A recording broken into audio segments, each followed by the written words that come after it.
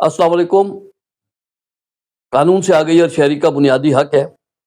आज का भी जो एक इशू आया, अक्सर और बेशतर लोग पूछते हैं, जब से वकालत कर रहे हैं लोग पूछते रहते हैं। एक सवाल है जो आज मैं आपके सामने भी लाया हूँ कि चलें जी, एक वीडियो की शक्ल में दीगर के भी काम आ सके तो लाइक शेयर सब्सक्राइब कीजिएगा ताकि किसी दूसरों तक भी मालूमात पहुँचे। गुजारिश ये है कि अक्सर और बेशतर लोग ये पूछते हैं कि सर, अदालत में जब किसी को सज़ा हो जाती है, वो जेल चला जाता है, तो क्या जेल में जो सज़ा के दिन हैं, क्या वो दिन और रात अलग-अलग काउंट होते हैं? तो दूसरा उनका ये होता है कि जी एक फलां बंदा जो है वो जेल गया था तो उसको इतनी सज़ा हुई थी, लेकिन वो तो 3 साल पहले आ गया या 4 साल पहले आ गया सज़ा से, तो फिर ये क्या वजह है? तो आज मैं इसको थोड़ा-सा एक मालूमात की शक्ल में आप तक इसको पहुँचाने की कोशिश कर रहा हूँ। गुज़ारिश ये है कि पाकिस्तान में जो सज़ा है ना, जब किसी को हो जाती है वो फिर पाकिस्तान कैलेंडर के दिनों के हिसाब से दी जाती है। यानी दिन और रात जो है वो अलग-अलग नहीं गिने जाती है, 24 घंटों का ही दिन होता है। अगर किसी को 15 साल सज़ा हो जाए, तो वो 15 साल ही गुज़ारने होते हैं उसने। लेकिन बाज़ जो कैदी होते हैं, वो सज़ा पूरी होने से पहले ही बाहर आ जाते हैं।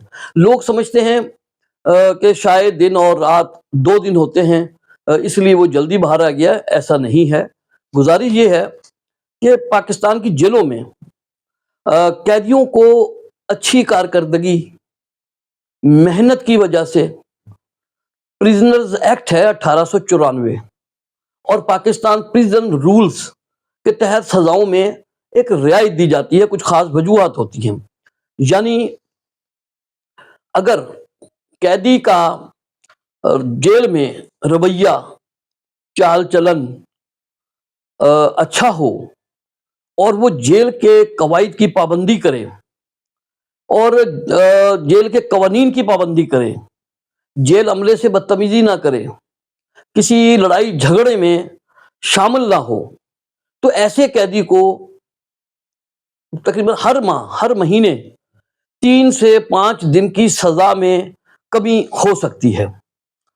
अब नंबर 1 आप ये देख लें, फ़र्ज़ करें मैं इसको मिसाल से समझा भी देता हूँ कि यानी अगर कैदी जेल में मेहनत मज़दूरी करता है, तालीम हासिल करता है, कोई हुनर सीखता है, यानी कालीन बनाने का कोई काम करता है या सीखता है, सिलाई कढ़ाई का काम करता है कोई या सीखता है, लकड़ी का कोई काम करता है या सीखता है, सफाई या जेल के दीगर मामलात में ड्यूटी देता है, या वो जेल में होते हुए कुरान हिफ्ज कर ले, या कोई तालीमी इम्तिहान वो पास कर ले, तो उसको भी रियायत दी जाती है मुख्तलिफ उससे।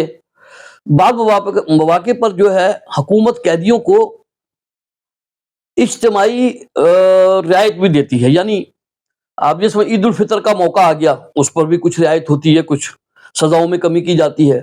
ईद उल अज़हा के मौके के ऊपर भी कुछ कमी की जाती है। 14 अगस्त का मौका आ गया, उसके ऊपर भी मतलब वगैरह वगैरह इस तरह की चीज़ें हैं, उसके ऊपर सजाओं में मतलब एक कमी की जाती है। तो बाद मौके पर जो है हमारे सदर पाकिस्तान जो है, वो आइन के आर्टिकल 45 के तहत जो है सजा में रियायत वो भी दे सकते हैं, उनके पास इसके तहत ये एक इख्तियार है। अब ये जो रियायत है, ये सजाओं में जो कमी की, ये दहशतगर्दी के जो मुकदमात जिनके ऊपर होते हैं ये उनको नहीं मिलती, या रियासत के खिलाफ जराइम हों जिन्होंने किए हों वो उनको भी नहीं मिलती। इसमें बाद इंतहाई संगीन कत्ल के मुकदमात के जो मुजरिम होते हैं उनको भी ये रियायत नहीं दी जाती। अब रियायत का जो ये सजाओं में कमी का या रियायत का जो फैसला है, ये हुकूमत और जेल हुकाम करते हैं। बाज़ औक़ात जेल सुपरिटेंडेंट कैदी के अच्छे रवैये की वजह से हुकूमत को मतलब सिफारिश भेजते हैं कि भाई इसका चाल चलन किरदार ये सब ऐसा है, तो भेजते, तो इसकी वजह से भी सज़ा में मज़ीद किसी की कमी हो जाती है। यानी ये सब सज़ाओं, इन सब सज़ाओं में रियायत का जो ताल्लुक है वो जुर्म की नौइयत, कैदी के रवैये पर मतलब मुनहसिर होता है। इसी वजह से जो कैदी हैं वो जेल से सज़ा पूरी होने से पहले बाहर आ जाते हैं और लोग ये समझते रहते हैं कि शायद وہاں پر دن اور رات 2 دن گنے جاتے ہیں، اس لیے وہ جلدی آتے ہیں۔